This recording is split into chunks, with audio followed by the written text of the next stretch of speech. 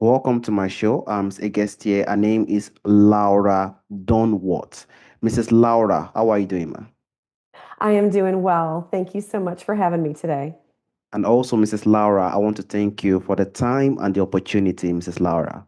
Firstly, you are a certified yoga teacher. You are also an author and a holistic health coach. Can you please, Mrs. Laura, discuss more about yourself and how you are doing currently now, Mrs. Laura? Yes, yes. Well, many years ago, I started off my career as an elementary school teacher working with children. And then I became a mother of two boys, and these two boys are now grown and flown. And then somewhere along the way, I dove into the healing arts of yoga, meditation, and breath work. And what happened for me was just a personal, deep personal loss. And I found myself grieving and having a hard time healing and recovering. And these skills that I dove in to learn and then later on to teach have really become part of my life and my mission today. Very beautiful. To teach and to learn, there is nothing more beautiful because every time we teach people, we are also learning and we are also Yes. growing and we're also seeing a lot of things that we can also work on and also make things more better, which could also be one of the most important inspiration that also made you to write books and also write this beautiful book which you've written, which more are coming in the coming future, I believe. Breathe Easy, a kind guide to feeling calm. Can you please, Mrs. Laura, discuss more on the book? And do you also plan to write more books in the coming future, Mrs. Laura? Yes, yes.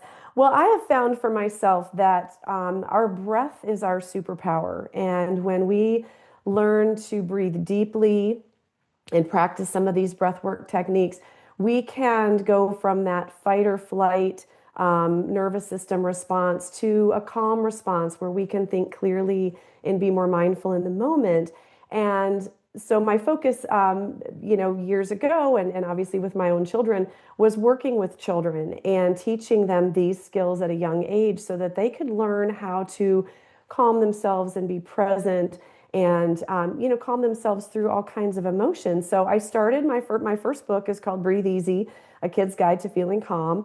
Simple breathwork strategies to help kids manage stress, anxiety, and big emotions.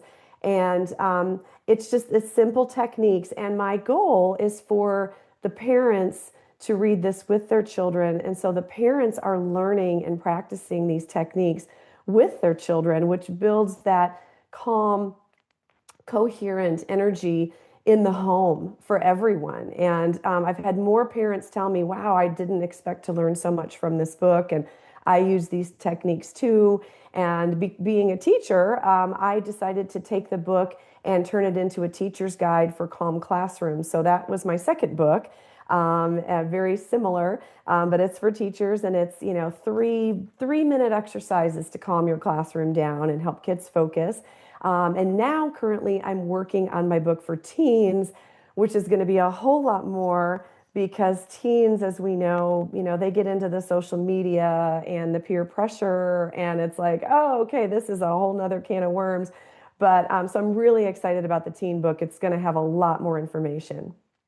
I absolutely agree because the teen world are just like the Gen Z world. And I also love the area of the parents as well. The parents are the ones that are the source for the kids. So if a parent is very good at breath work and also knowing how one can calm themselves, how they can also pass that to their kids, their children, to also learn that before they can groom themselves to become teenagers and also adults as well, is very much essential. So giving those guidelines in your book, as you said, is something that is very helpful. And also those that are, they were not opportune for their parents to actually give them that space, which is the teenagers as well, is something very inspiring as well, which would join every single aspect. So whether you're a kid or a parent or a teenager or an adult, you can actually learn one or two things on how one can give the breath work and also give the sense of calmness because we really need it in our time today. Also, I would We like to do. dive to the point of the parents because many parents they notice stress in their kids. Many parents are always distressed, most especially the mothers. They are always distressed when they notice stress in their kid, but they don't just know how to help in those kind of situations. So, how do you think breath work become a simple daily tool for children to calm their mind and body, Mrs. Laura? Well, I completely agree. And it does start with the parents. And it's kind of like, when you're on an airplane and they tell the parents to put their oxygen mask on first before helping their children. The parents need to calm and regulate their nervous systems first.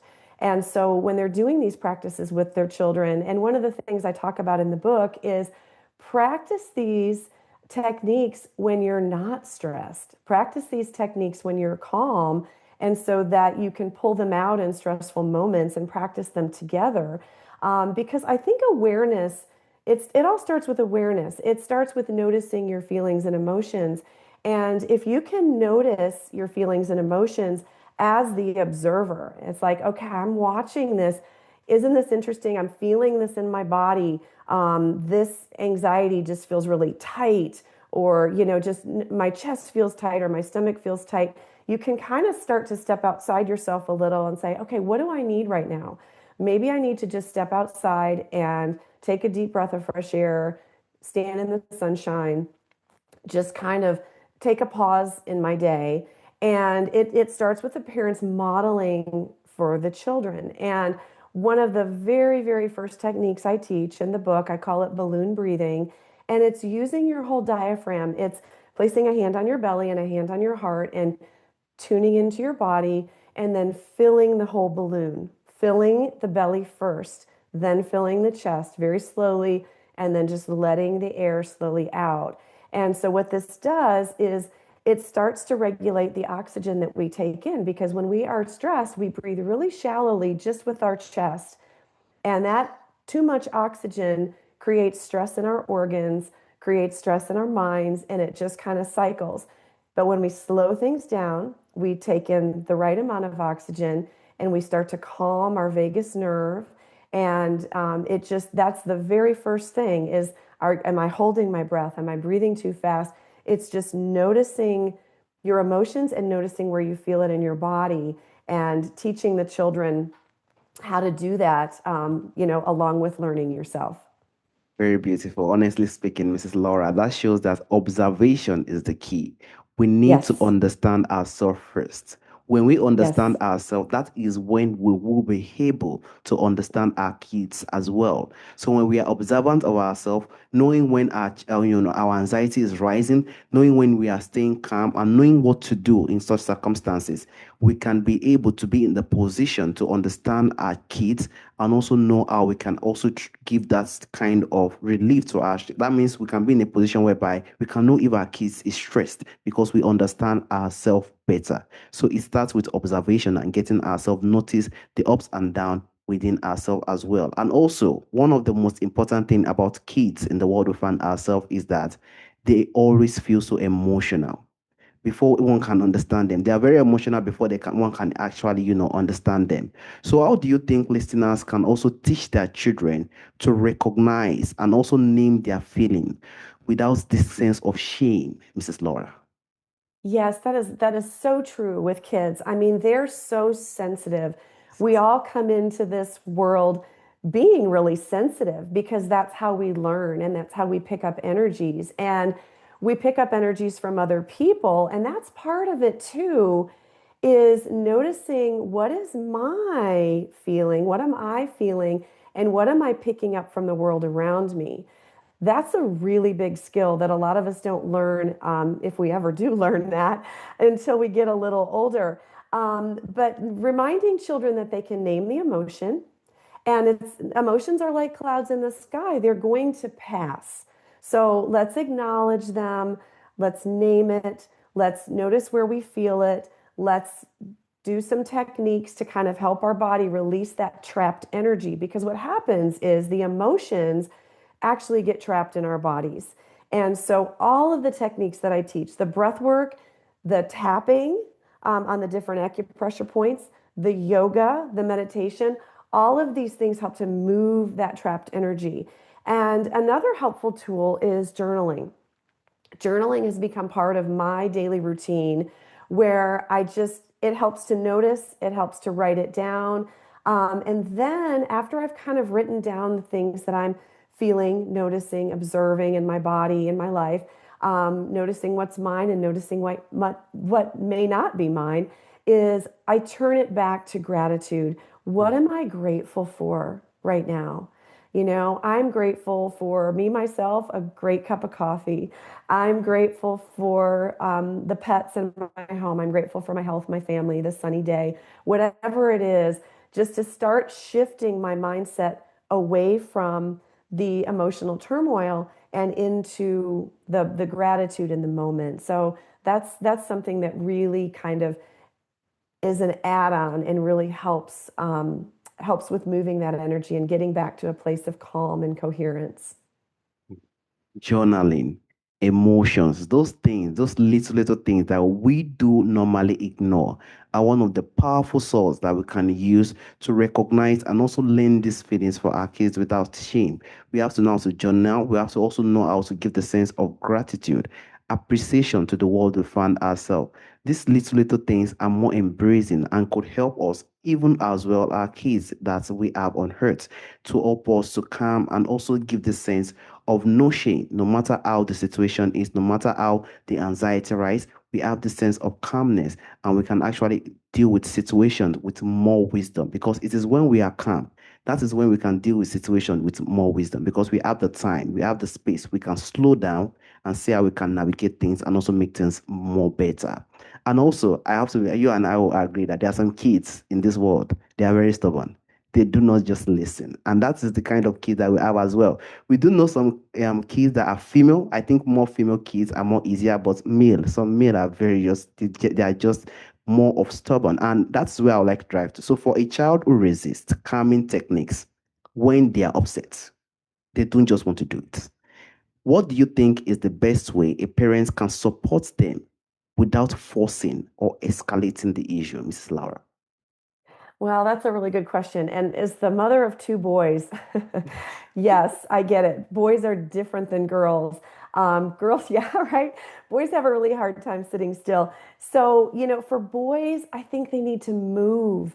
They need to be outdoors. One of the things I really also promote is grounding, getting your bare feet on the ground.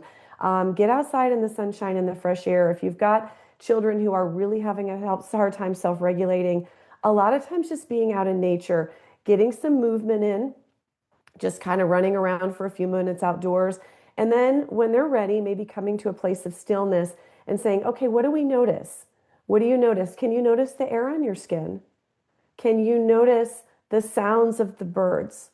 Can you notice, what do you see right now? What do you feel right now? What do you sense right now? Because all of those things bring you into the present moment, bring you into stillness. So nature is healing, getting your kids outside, moving that energy.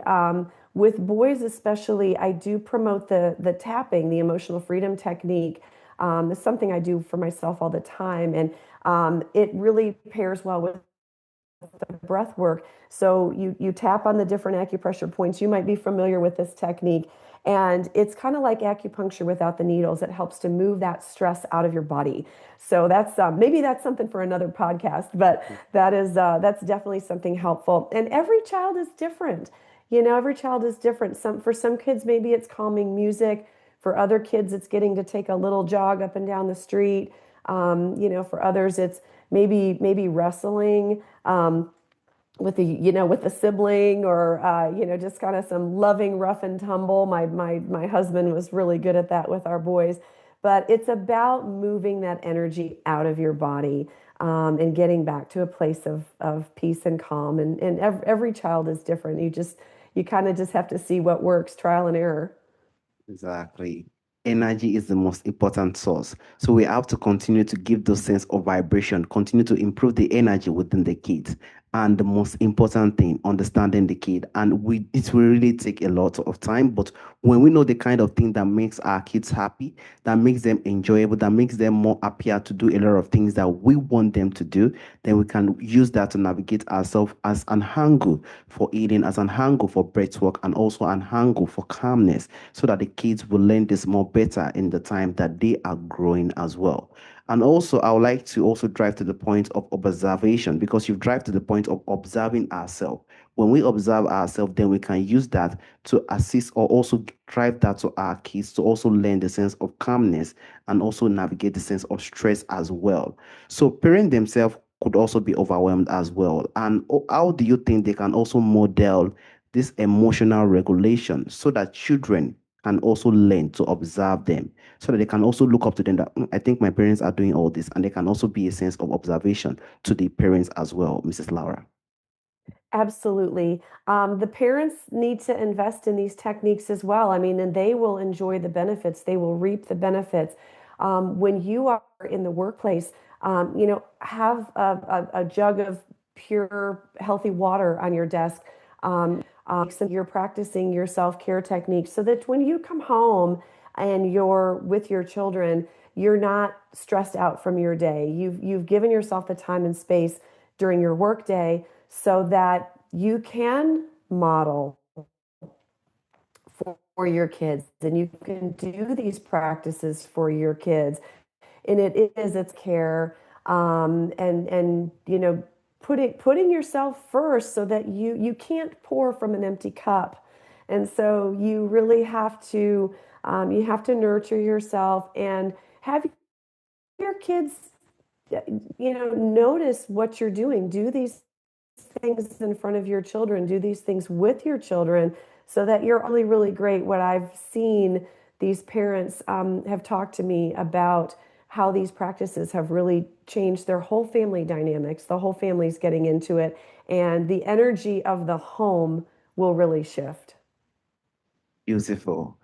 We do know that every single thing is not Yes. what we do right at the front of our kids, but this kind of little things are very necessary for our kids to observe.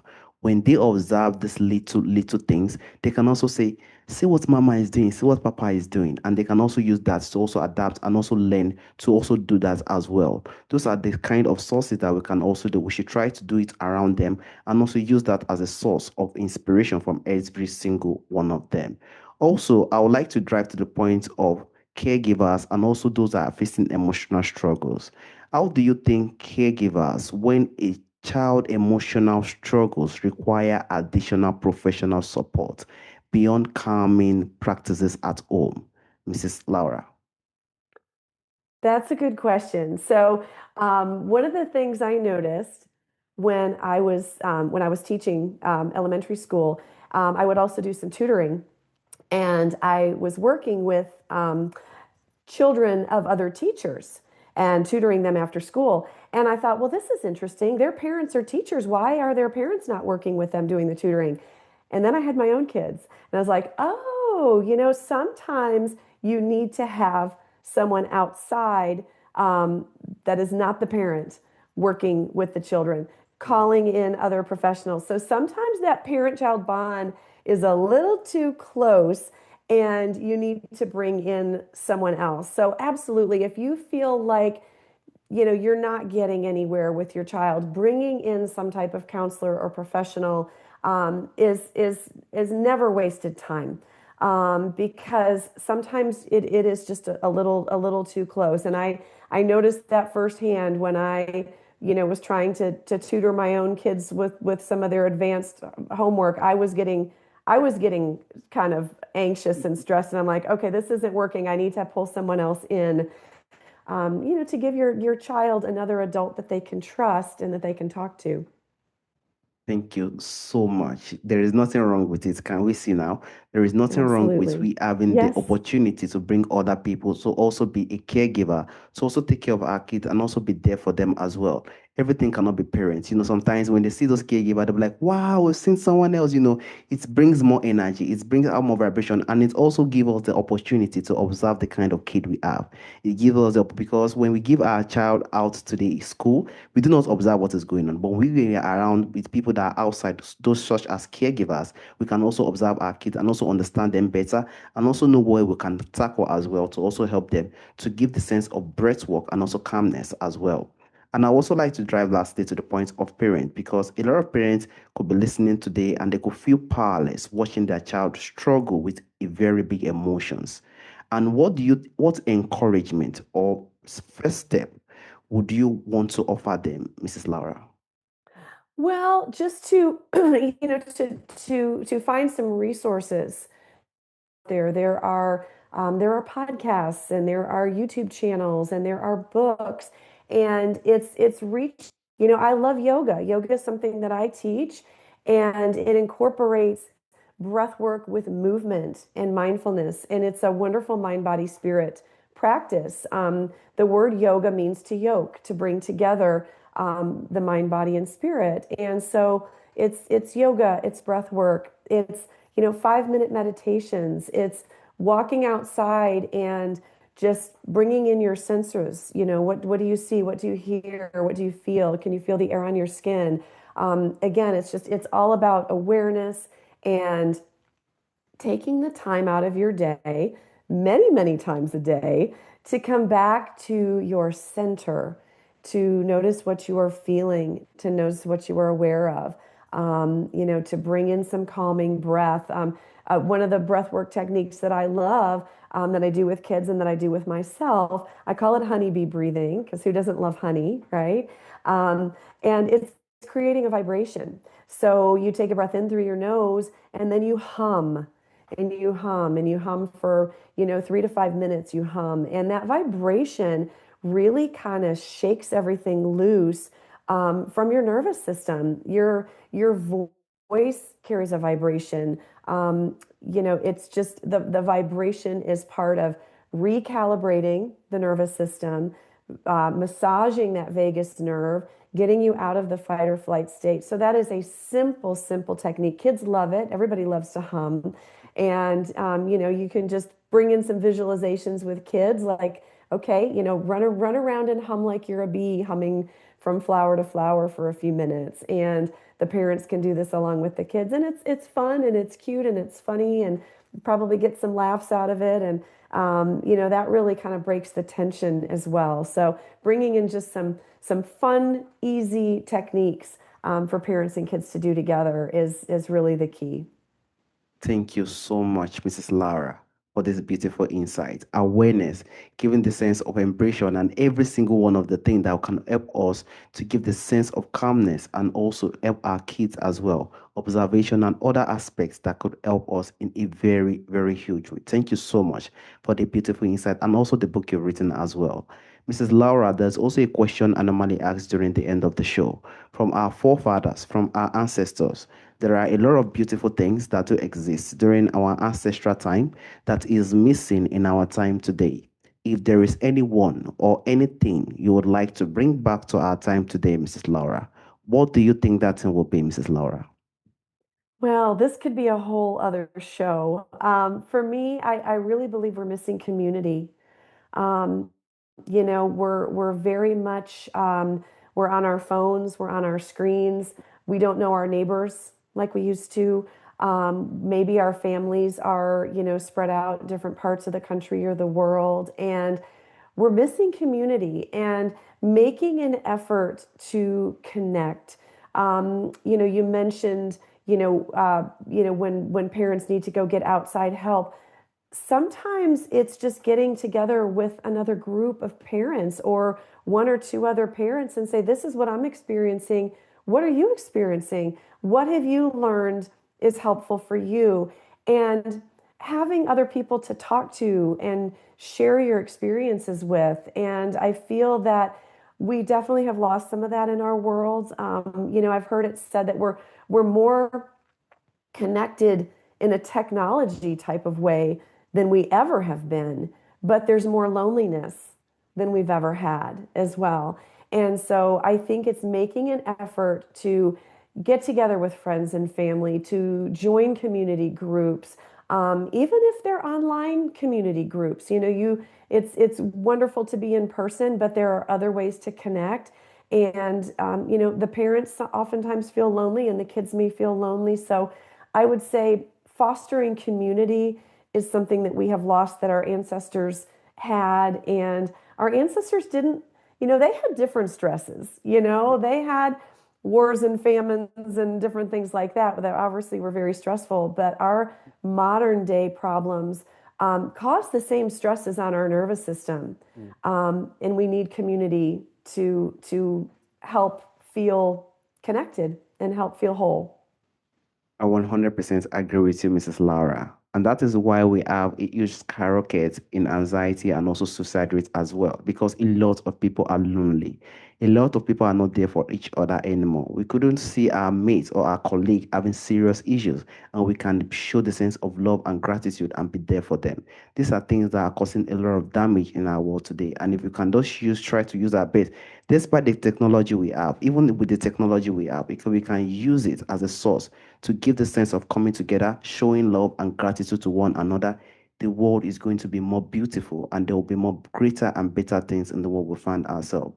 And also, Mrs. Laura, I want to thank you for the time and the opportunity on having this important discussion on calming our mind because our kids is the future of tomorrow. And if they can try their best to learn these little things, it can help them despite the world that we are currently, where we are in this world of screen and technology. These are things that they can practice that will really help them in the life they've come themselves. Thank you so much, Mrs. Laura. Thank you too. It's my pleasure. Thank you for having me. All right, Mrs. Laura. Have a wonderful day, Mrs. Laura. Bye bye. Thank you. You too. Bye bye.